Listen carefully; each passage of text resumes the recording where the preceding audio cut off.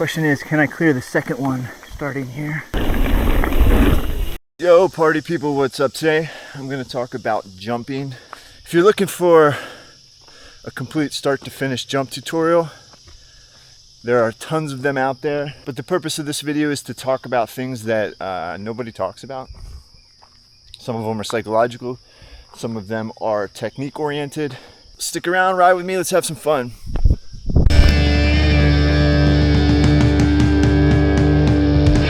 So the first thing nobody talks about is the fact that repetition is more important than technique. That's right, I said it. Repetition is more important than technique. Long before YouTube, long before coaching, folks were learning how to jump, and they were doing it just out of repetition. The trial and error process does wonders for teaching your body proper technique. By all means, go into YouTube and learn that technique and apply it to your repetition. Think of your baby self. Your baby self was so stupid, insanely dumb. Your baby self couldn't watch YouTube videos. Your baby self couldn't follow instructions. Your baby self couldn't read. But your baby self did something quite amazing, and that is learn how to walk. Now imagine balancing that big-headed body on this tiny little feet. Mom didn't teach you, dad didn't teach you, but what your baby self did was commit to repetition. Fall on your bum, get back up again. Fall on your bum, get back up again. So get out there, folks. Don't be turned off by the repetition process. It takes time, it takes commitment, and you'll be better for it. So the next thing is start slow. Don't let speed be the reason why you're clearing jumps. Go as slow as you can go and clear jumps. That's going to teach you proper technique. Because your body actually has to work for it. Speed's not going to give it to you. And that is the safest way to learn how to jump. So find a small jump, like we're gonna do here. Small jump, going slow. And there you go. All right, the next tip, we'll stick on the small jump line for this, is absolutely master small jumps. Feel so comfortable on small jumps that you're feeling like you're whipping, you're turning the bars, you're experimenting with your body. Do all of that before you even think about going to bigger jumps. If you ever skateboarded, you know that learning a kickflip is kind of like the first thing people do. But learning a kickflip is so much easier when you're comfortable on the skateboard. Ride your bike, be absolutely comfortable on your bike before you even think about jumping. And then when you do think about jumping, be absolutely comfortable on small jumps. Look like the biggest hero on small jumps before you move on to the big ones. Why? Because confidence is more important than commitment. If you're confident, commitment is so much easier. Don't be a stunt man. Be confident before you commit. So another reason why you really want to master your technique and your speed control on smaller jumps is because when you go to bigger transitions, it gives you more time to think. And thinking is the worst thing you can do before you hit a jump. Because thinking, you're doing all these calculations, the steps in your head, and it just slows your response down. So the more you master the small jumps, the less you think on the big ones. So you're a wizard on small jumps, super confident, you're not relying on speed, you're experimenting with some body movements in the air, you're finding angles, you're ready to move up.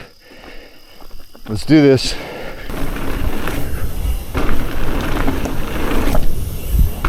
Okay, so here's a medium-sized jump. So when I approach it, I stay low here. And at this point here, I'm thinking knees over toes. If I keep my knees over toes, all my weight is over my bottom bracket.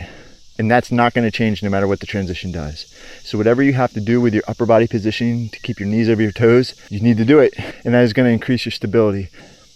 Now, as you get better, you can transition backward and use the rear axle as a lever to pop off the lip, but I wouldn't recommend that until you're far more experienced jumper. So as I come in, my knees are over my toes. That doesn't change, and I get low, knees over toes. Right here, about the start of the transition, I time my stand up. So I'm starting to stand up. I'm pushing into the transition harder than the transition's pushing into me. Now, when I get toward the lip, I spot the lip and then I spot the landing. What I'm thinking is that my heels are gonna push right through the lip. Okay, imagine you have wheels on your heels.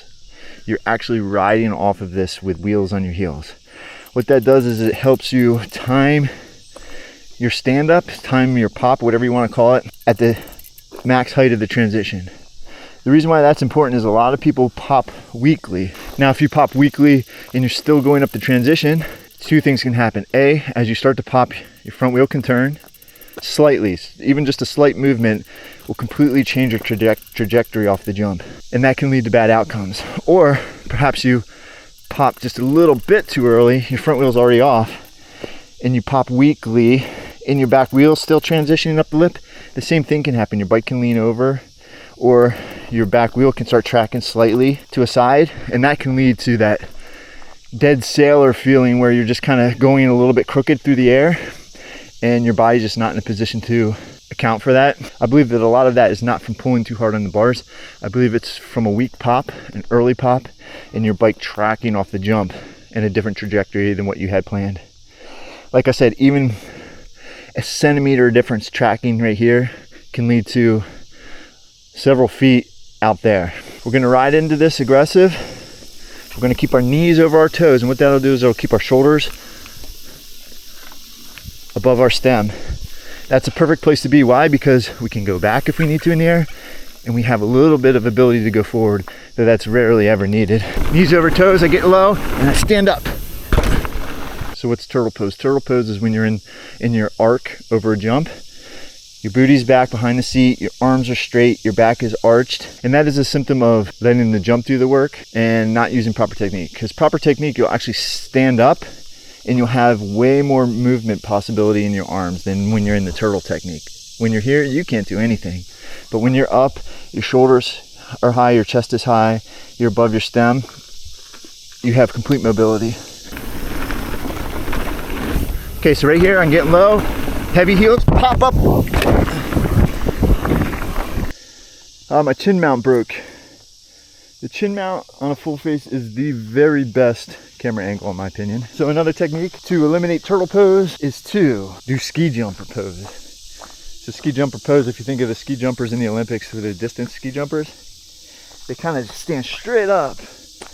And then they're leaning forward a little bit. Now on a bike you won't be leaning forward as much, but what that'll do is it'll give you your perfect arc. So you're gonna find your arc with strong upper body. Your center of mass is going to be over the bike, but you're controlling your trajectory with your center of mass, not with the transition. The transition controls your center of mass. You could be in trouble if you ride the transition wrong. So be strong with your upper body. Pop, stand up, keep your chest out over the stem. That'll give you full mobility in the air. And unfortunately, if you case it, that is the best position to be in for a safety case. All right, we got you on my chest now like a little baby in a sack. What are those things called? Baby Bjorns?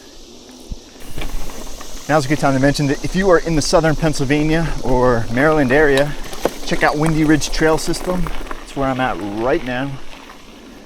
They have wonderful new progressive jump lines where you can start small, you can work your repetition, and build up to bigger jumps. Nothing's too massive, but this place will definitely turn you into a confident jumper. It's quiet back here, it's wholesome. They take care of the trails well. Folks are nice that you pass. We're gonna stay forward. We're gonna keep our knees over our toes. We're gonna push through our heels.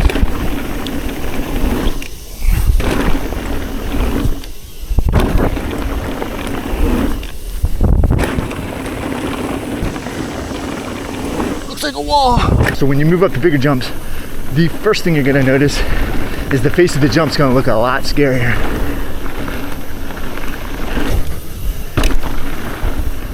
It's gonna look like you're hitting a wall.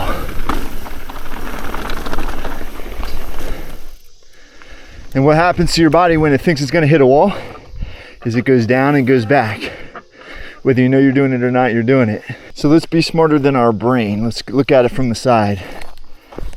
It looked like a wall coming into it because we dive into it and there's one color, brown. There are no contour lines to show you how the transition is changing. It doesn't gradiate from one color to the next to show you a visualization of that transition.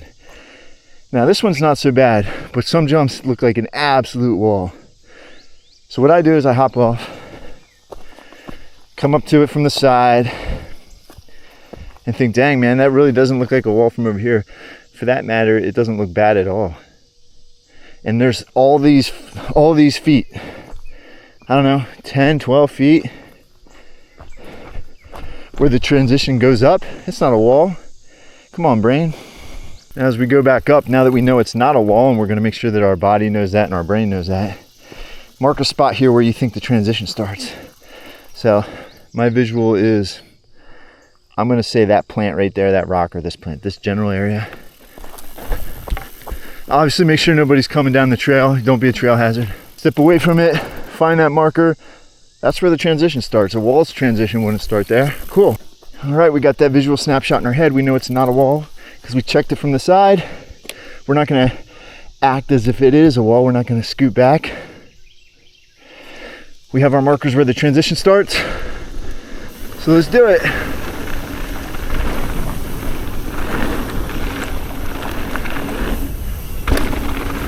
All right, there's our marker. Oh, didn't feel like a wall at all because we didn't ride it like one. The process of eliminating the perception that you're going to hit a wall could take several attempts. It might not happen the first time. And as you ride more big jumps, it'll happen less and less. Comes back to repetition. The more time you hang out in a scary place, the less scary it becomes. Here's a tip for you. Don't hyperfixate. So, what does that mean? When you're riding a trail, especially a jump trail, it's all about riding smooth and being one with the jumps and flowing with the terrain. So new jumpers, what they do is they'll hyperfixate on the lip and they do all their calculations of what needs to be done when they get to the lip in that point.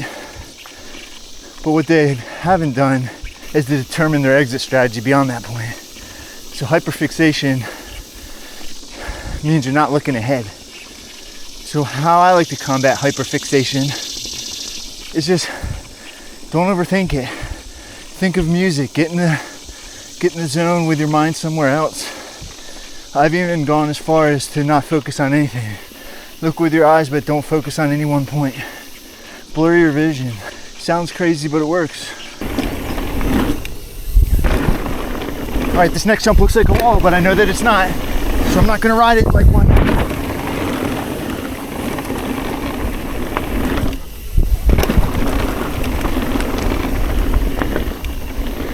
By not riding it like one, I didn't scooch down and get back like I was gonna run into a wall.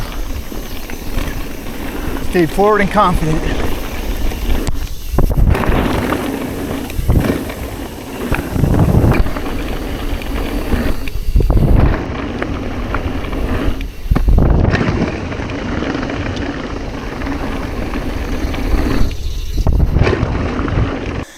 The most important goal with learning how to jump is to have fun. That's why we do it. So if you start to not have fun, take a break. Come back another day or reevaluate why you're not having fun and try to correct it. Always leave with a smile on your face, a sense of progress. That way you won't leave bummed out. Even if you have a bad run, if you don't clear a jump you've been working on, just know that you put in the repetition and that alone made it a good day. You are one step closer to being an awesome jumper. Peace.